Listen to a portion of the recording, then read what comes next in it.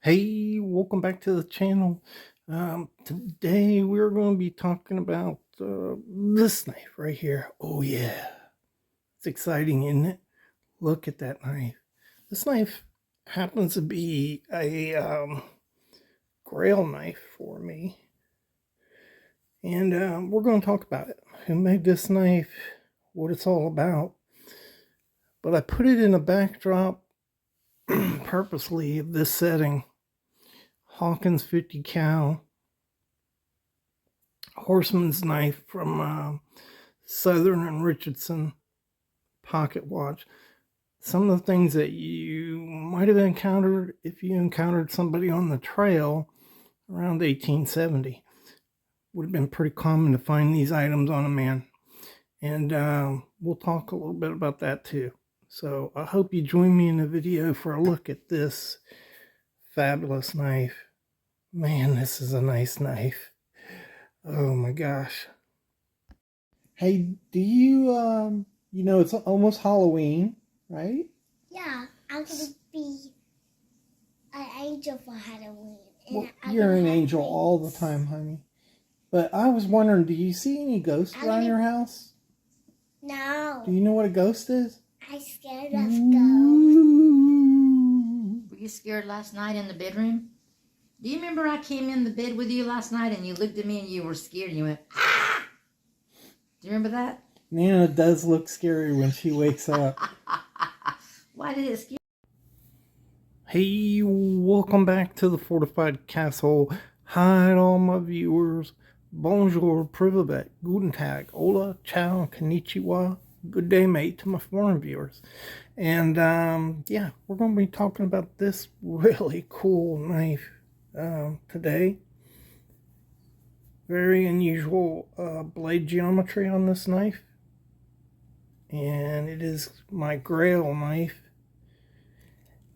made by Lon Humphrey, custom knife maker. This is not a terribly expensive knife, although it is expensive. And so it's not for everybody. But for me, you know, it's just a grail knife. What's up with this? So this is Lon Humphrey's, what he calls brute deforge. And all his blades are hand forged by him. And this is from the hammering of the steel. And this is what steel looks like typically when it comes out of hammering. And then it's ground down to the finish that we normally see on it. So he just leaves this on his knives. Now, he also offers knives with this cleaned up. So this black is actually the charcoal from forging.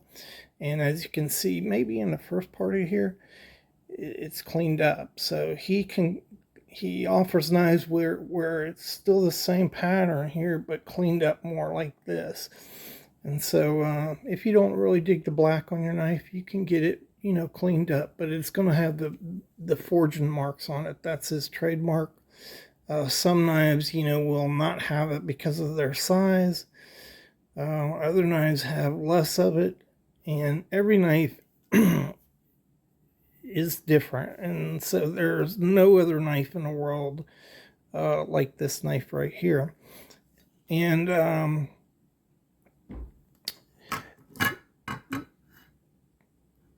he offers patterns of knives. Let me try to get this big old thing down here. So he offers patterns of knives, and you can buy this same knife. It's called a Highwayman Bowie. He has many different patterns that he offers, but they're all, because they're hand forged, hand assembled, hand everything, hand hardened, finished, ground, sharpened. They're all individual knives. No knife is going to be exactly like another one, even though the pattern is the same. So because of that, The if you look, for instance, for a highwayman bowie, and it gives you an overall length of 14.38, I think, inches, and with a 8.38 inch blade on this knife, it's going to vary. So every knife, some will be a little longer, some will be a little less. It's an approximation based upon, a blank. But when you're hand forging, you're just not going to have the precision of a stamped out blade. And so there are minor variations in every knife, as well as the handle material. So he uses a lot of different handle materials. I chose burl. This is absolutely gorgeous. Look at that burl wood. This is triple dyed, and so there's some orange in here. There's some green in it. You see more green on this side. I don't know what the third color is. I don't know. Beautiful. Nice mirror polish here on your choil and on the back. The pins are mirror polished. Nice lanyard hole.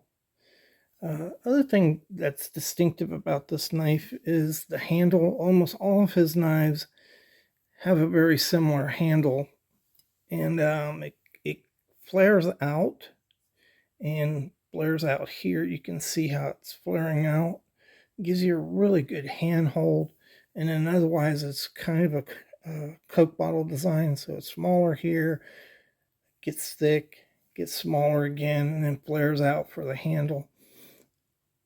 And then also lengthens, gets thicker, I guess you would call it.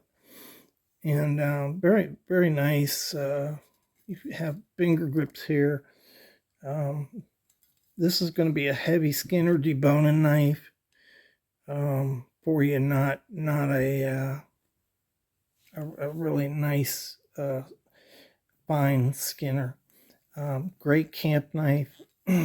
Good size. 8-inch knife. It's a little bigger than say a K-bar, but not quite the size of these 9-10-inch knives. They're kind of unwieldy. So this is just a little bit bigger than a medium-sized K-bar. Really nice functionality to this knife. Very easy to grip, extremely comfortable, whether you're up here or back. The size of the grip, you can see there, it's a lot of grip on here. Let me measure that for you real quick. Hold on. Okay, so this one is 6 and 3/16 inches. They're going to vary because these are all custom made, and good size handle. But that is, usually I like a grip that fills my hand, but in a big hunting knife like this, yeah, I like that bigger grip. It allows you to get back if I got to do some chopping here. I use a lanyard, and it gives me some more chopping capability on the knife. Let me give you a close-up. There's his name. Lon has been producing knives for, I don't know, 3 decades. He made his first knife when he was 13 years old and has been making them ever since. Look at that point. Really nice geometry, all done by hand.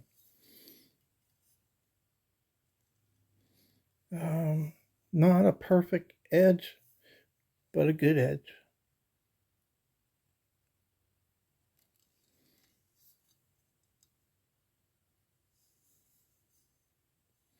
This is 52-100 steel. We'll talk a little bit about that. So this is a high carbon, low alloy steel. It's an old steel. 52-100 is an old steel. developed around the early 1900s and being used since 1905, mainly in bearings. And there is chromium added to this steel, but it is still the most used steel in bearings today. So it has a very long history of use. And reason you choose them for bearings is you want longevity and hardness, toughness, right? You want those bearings to last. And so that gives you the qualities of this knife. It's a really good steel. I'd put it above O1, A2, D2, those type of steels. Going to be very similar to the characteristics. It's not a stainless steel. This had some oxidation on it. I hadn't touched it in a couple years probably. And I just cleaned it up with a little bit of steel wool.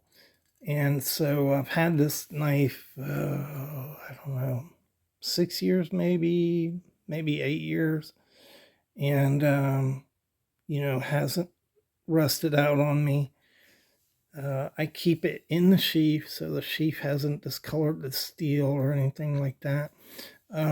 These are hardened to 5960 HRC.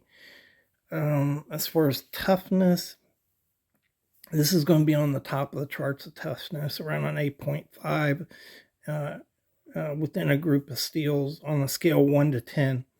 It's going to be at 8.5, so really good steel for batoning. These knives, by the way, are beautiful, but they're not wall hangers. So this is a usable knife here. Let me give you the dimensions on this. So you can see a little over 3/16 there. And that's a variability that you're going to find with these knives. I mean, I think he advertises 3/16. Some may actually be a quarter of an inch, and some may be a little tad less, but that's what he shoots for, is 3/16. So yeah, I mean, a knife like this, it is a user knife. I mean, you can skin with it. It'd be great on an elk hunt, for deboning. If you just like carrying bigger knives like I do, I have no problem carrying this knife. It is a grill knife for me, so I don't use this knife a lot. I've taken it out, I've used it, but they're also expensive. So I got other knives to use. So I wanted to try it out. I used it, okay, and that was the purpose I bought that. But you could definitely use this. They run along the same lines of White River knives, Bark River knives. In that this knife right here, I looked a couple days ago, they were available from Knife Ship Free at around 320, 330. Some trended up. It all depends. He offers mosaic pins and maybe on the different type of handle material or more scarce handle material, you might pay a little bit more, but that's expensive. But I think it's on the low end of custom well-made knives. Lon Humphrey has a really good lifetime warranty. You send it back, he just fixes them. And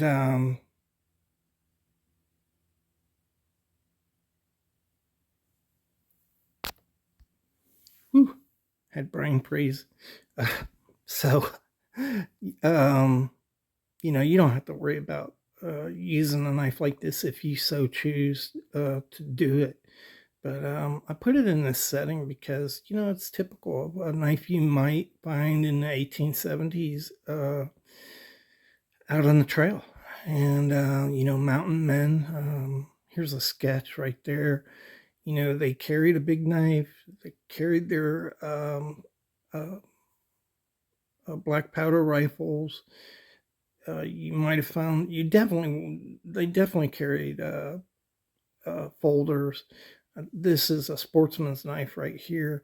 Probably would have had one sportsman's knife on if they could afford it, because these were expensive.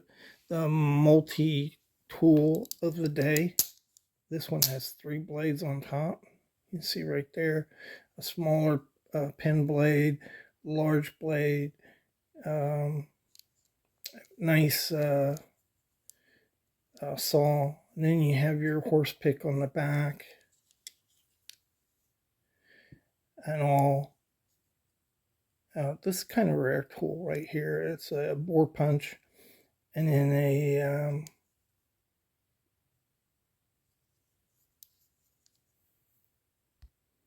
corkscrew. It's like 3 o'clock in the morning. My brain is not up yet. And then of course it had your pick and your tweezers in it, which were missing from this one.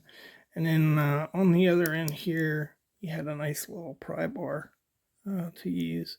So yeah, they would have carried something like this. Black powder.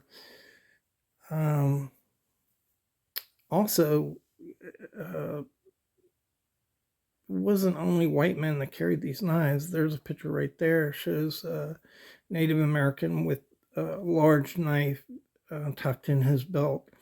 And so these things were also fighting knives. I think they were by the 1870s on the decline. Prior to the 1870s, the knives were really big. 1820s to 1860s was the bowie knife, kind of era. And those could get quite large, 10, 11 inches. But, this knife was around 8 inches, very similar to a Western, size of a Western style bowie, and between 7 1/4 and 8 inches. So, yeah, and I look at this as a fighting knife too, so it's not really historical. I think historically this would have been one of the lesser blades used by mountain men. Most of them would have been like a spear point, that style with a little bit narrower blade, not quite as thick as this knife right here. So yeah, great knife. If you ever wondered about these knives, Lon Humphrey, they're fantastic knives. He has a lot of different models, some small ones. I really like his Minuteman. It's a tiny knife. He's got a great bird and trout knife. So yeah, check him out if you're interested. What a fantastic knife, man. Just so cool. I love this brute forge on there. I just love that. It looks so cool. Just like it came off the forge. All right. Hope you enjoyed the video. Hope you found it informative. And if you did, check out another video. I'd really appreciate it. And thanks to all my viewers for dropping back in.